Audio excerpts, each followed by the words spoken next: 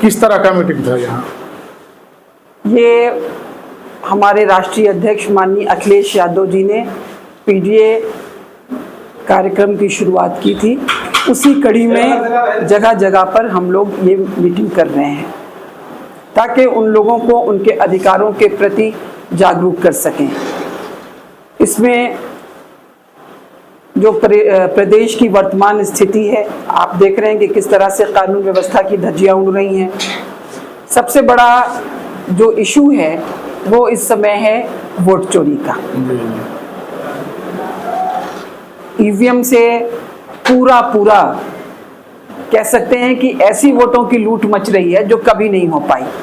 लोग पूछते हैं कि भाई हमने तो वोट डाला, हमारा वोट हुआ क्या? उसके खिलाफ आवाज उठाई गई। और दिल्ली में आप लोगों ने देखा था जब लोग इलेक्शन कमीशन जा रहे थे इलेक्शन कमिश्नर से मिलने के लिए, तो चुनाव आयुक्त से मिलना तो सबका अधिकार है और सांसद जा रहे थे वहां पे। विपक्ष के समस्त सांसद थे, चाहे वो कांग्रेस के रहे हों, समाजवादी पार्टी के रहे हों या जनता राष्ट्रीय किसी भी पार्टी के रहे हों, स्टालिन जी के रहे हों, ममता जी की पार्टी के रहे हों, जिस पार्टी के रहे हों, सभी लोग जाना चाह रहे थे। जाके वहां सिर्फ बात करना चाह रहे थे कि भाई जो ये चीजें सामने आ रही हैं, जो तथ्य सामने आ रहे हैं, और तथ्य है बिहार में इन्होंने गए ये सर्वेक्षण करने के लिए कि हम गहन सर्वेक्षण कर रहे हैं, और उसमें किया क्या? उसमें किया इन्होंने ये कि 65 लाख लोगों का नाम काट दिया, बहुतों को मृतक दिखा दिया।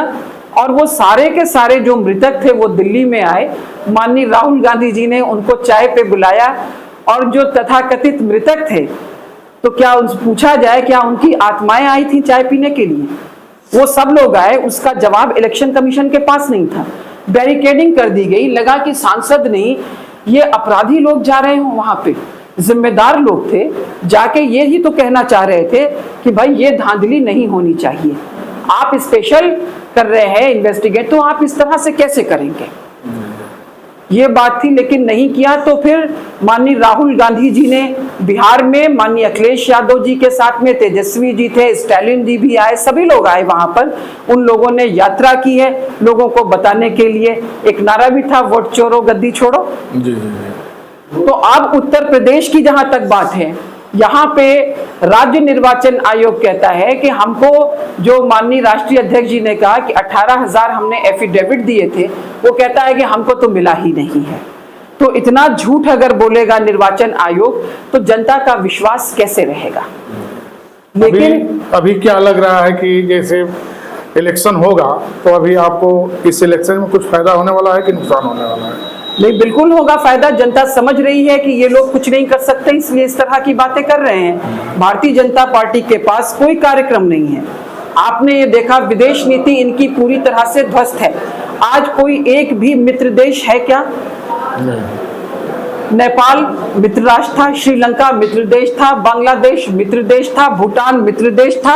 आज नेपाल, भूटान, ये सब के सब चाइना के प्रभाव के अंदर है।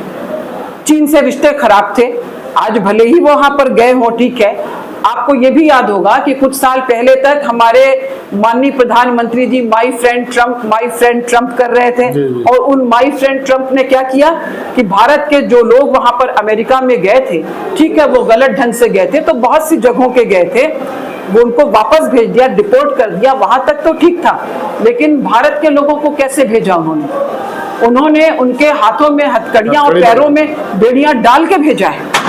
वहां के लोगों ने आकर के ये बताया, छोटे छोटे देश थे, उन लोगों ने कहा कि आपको कोई अधिकार नहीं है कि आप हमारे नागरिकों को अपराधियों की तरह भेजें, और उन्होंने बिना हथकड़ी बेड़ी के भेजा। लेकिन भारत में हथकड़ी बेड़ी में आए हैं, यहाँ पर एयरपोर्ट पर उतरे हैं।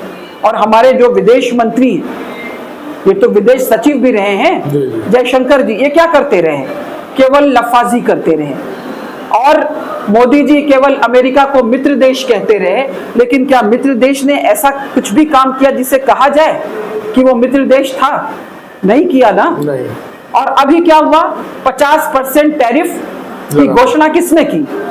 घोषणा ही नहीं की, 7 सितंबर से वो उसका इम्प्लीमेंटेशन भी हो गया। और जब हो गया तो हमारे माननीय प्रधानमंत्री जी को और जो वित्त मंत्री जी हैं निर्मला सीतारमण जी, उनको याद आया कि जीएसटी भी कोई चीज है, कि जीएसटी को हम 2 स्लैब में कर देंगे और जीएसटी हम हटा देंगे। सवाल ये 2014 में आपकी सरकार बनी, 19 में दोबारा बनी, 24 में तिबारा बनी।